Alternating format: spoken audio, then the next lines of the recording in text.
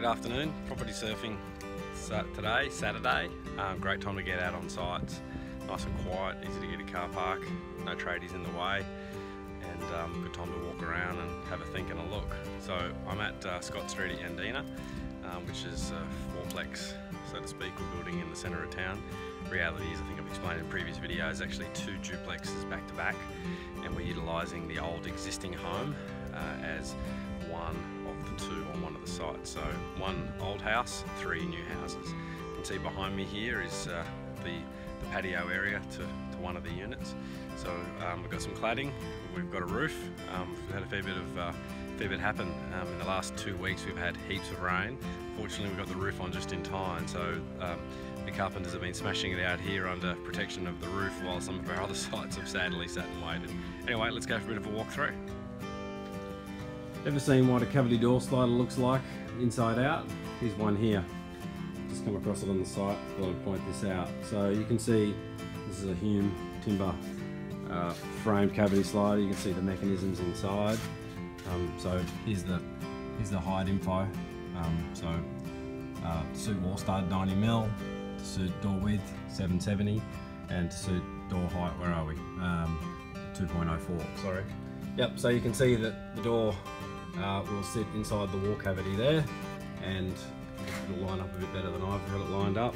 That'll mean that the door will sit inside of the recess and will then slide out across that area there. So you can walk up the driveway. Again, walking past unit 2 on the left here. The front door come into view. Double garage. Each of these units are 3 bedroom, 2 bath, double lock-up garages. What I think is the perfect criteria for the balance between the rental market and also the future sale to owner occupiers, if that's the way that people want to go. You can see here, this is the separation between units 2 and 3, or house 2 and 3 really they are. There'll be a dividing fence down the centre here, and the garage against the living area. So some would say these are quite close. The advantage is that this is actually a freestanding house, if you like, and the separation here realistically is not that much less than a typical setback scenario in a suburban street. But rather than say a townhouse complex where you've got common walls on both sides, this provides a little bit of outdoor breakout area, private space, etc. Down the driveway we've got homes 3 and 4, which are in what you would know as the traditional duplex format. I'm speaking right today. So house 4 in the back here. Here we go for a quick inspection. But you can see the 2 double garages largely separate, and this is good now. The home's starting to take some shape. So you can see in the back right hand corner is one of the bedrooms. Then if you look carefully you can see the bath's in place in there. There'll be the toilet, then the laundry area, and then the other 2 bedrooms in the very back corner. Let's go inside home 4 and have a look. This is the kitchen area here. Playing around with a cool little doorway in between the galley kitchen design, so it just makes that side setback area a little bit more accessible. You can see there's an old original low fence and some shrubbery there.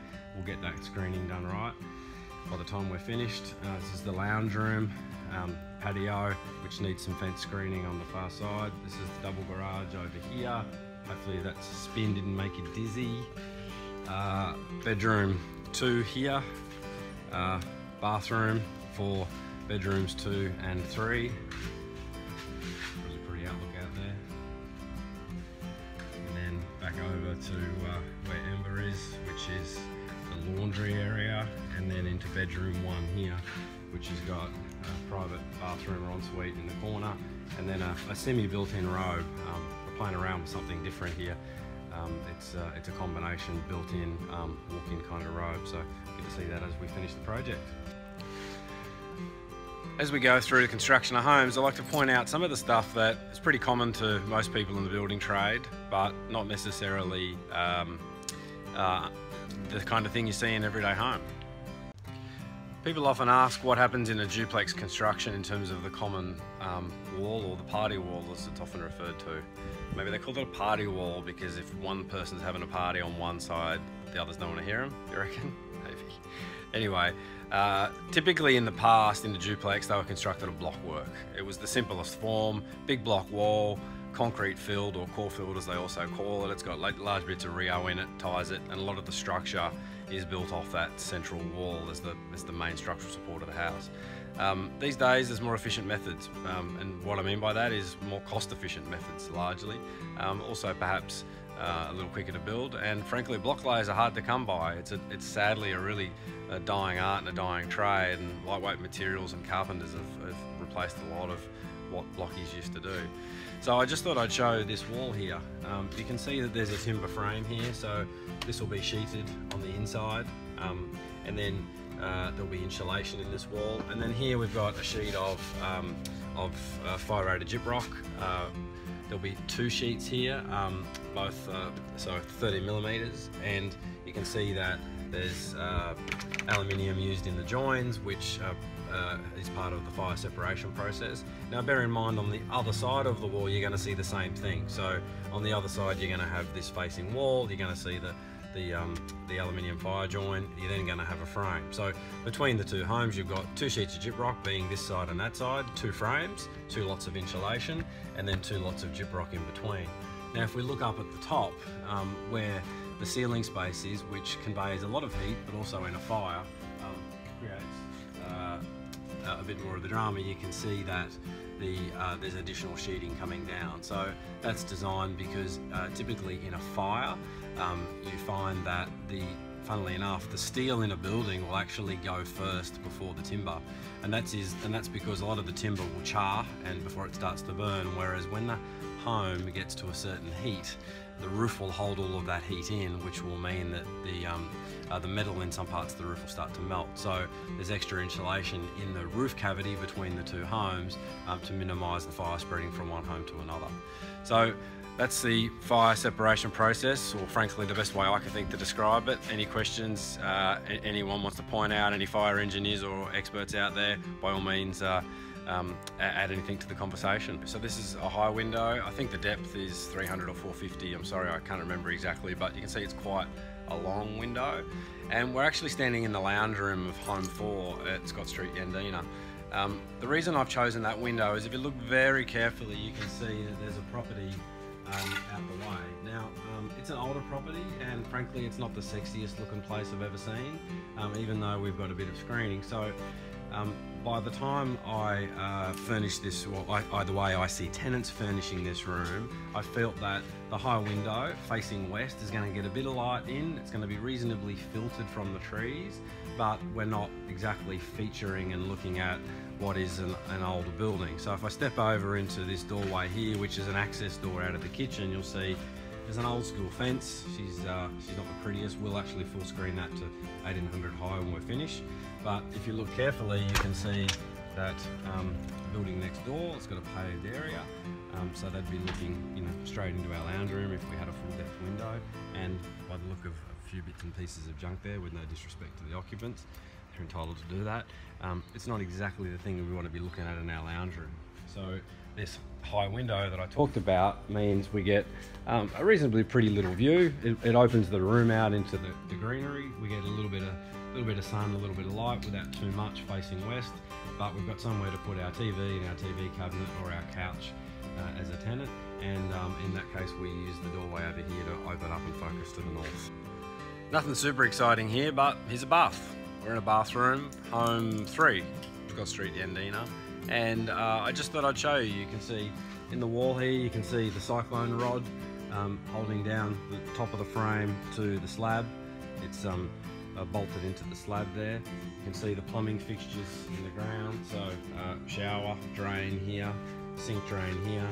This is the central drain for the area, for the bathroom area, and you can see the bath. So nothing fancy, nothing particularly exciting, but you can see the way that's framed up. So it'll be sheeted over with a fibro or a waterproof semi-plastic composite material, and then be tiled over the top. One thing when constructing homes is if you can get a chance to get through while you're under construction, you can have an appreciation of some of the things that you might have thought was going to work in a plan and you can change, or hopefully some of the things that you got right. Very often when people are building, they don't spend the time sitting down looking at a plan and picturing themselves inside the room. Where does the furniture go? Is the size that you imagine in your head the reality of the room and the reality of the pieces of furniture that you or a typical tenant is going to want to put in there? One thing I often start with is windows. The typical window scenario is like what's over my shoulder here. So they're 900 deep by 1800 wide. Now personally I like to use 1800 wide, 1800 deep windows because I feel that it brings a bit more of the outside in and allows more light. Curtains largely are the same cost, even though there might be a slightly extra drop, so there's not much of a concern there, but you do have to think about how the furniture layout works inside in relation to where the windowsill sits. The other key thing is, what are you looking at? So in this case I've used a 900 drop window, and the reason, which is the traditional by the way, and the reason I've used that is behind the window here you can see there's a pretty reasonable view. It's an adjoining property, but like this property it'll most likely be constructed on at some point, so whilst it's pretty to look at now, down the track we may well have some neighbours not too far away. So we've got a plan for the long term as well as what's there now. Also, 1.5 meters past this window is the setback, is the boundary, so we're set back just off the boundary. So fortunately this slab is built up about 750, so by the time we go and put an 1800 fence in, we're definitely going to see the top of the fence through this window, but it's not going to cover all of the window, and we'll still get to see a bit of that greenery that should remain even when the development's done. But if I dropped the window to my 1800 preference, then really I'm just looking at a whole lot of timber fence. Now you can landscape and screen those, and you can make it, kind of make it a little rainforesty kind of look outside your window, but in this case I've got windows all along this boundary, and I've decided to go the traditional 900 depth rather than looking at a timber fence. So it's just an important thing to consider, that when you're doing your plans, spend time, look at them, work out where the windows are, where the depths are. As we go through this project, I'll show you a couple of other windows that we've deliberately used that size based on what we think the outcome of the design and the practicality on the site will be. Make sense? I hope so.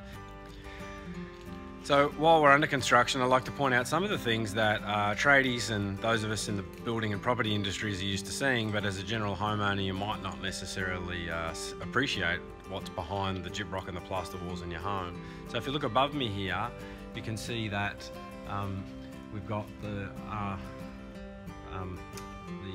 roof battens underneath the timber trusses. So the gyprock will be fixed to that. The reason, I've explained this in other videos, I'm sure, that the battens are there is that it allows the gyprock to be sheeted in such a manner that reduces warping and cracking rather than being fixed directly to the roof trusses. Then above the roof trusses, this is a really good example where you can see the insulation. You can actually see some of it not quite tucked into bed there, right? But then on top of that you can see that there's blue battens. So those blue battens are on top of the roof trusses, and then the colour-bond sheeting on the outside is fixed to those.